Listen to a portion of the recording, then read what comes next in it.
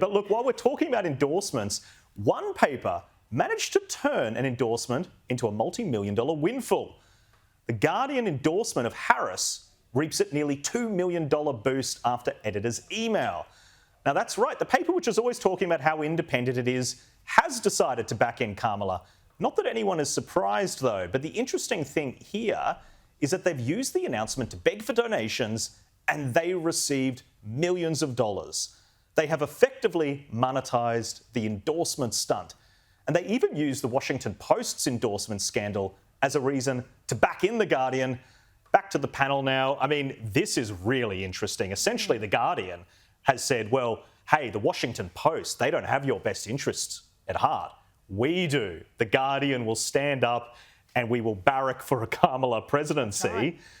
Which, The Guardian, obviously, they're free to make their own decisions. They have an editorial board. They do talk a lot about independence when they're raising donations. I think it's dangerous water for them. It is, and certainly in the UK, where I worked for many years, the Guardian's brand has always been not to come down on the side of any particular party or any particular cause, unless it's sort of a socialist cause, I guess, in a way.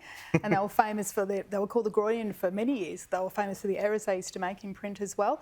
So for them, I guess, to sort of try and hive off the WashPo audience and monetise it is very interesting. I agree, because it's moving on from their very. Don't you love when socialists become capitalists? That's right. They find a way. We've had a bit of that this week, to make millions of dollars. A bit of that. Sophie, let's bring you in. I've got to say, respect where it's due. That's a very clever tactic to raise funds. I think it does show how partisan, and the fact that they do have a very, very vocal echo chamber of an audience willing to give them millions of dollars because they see it as helping their political candidate, their side of politics. I think that's dangerous. What do you think about it? Well, they're free to do what they want, really, Jack. We know that The Guardian is left-leaning. Anyone who thinks it's not is living on another planet. But they're always pleading on their website for donations, always pushing that they are independent and don't, take any team.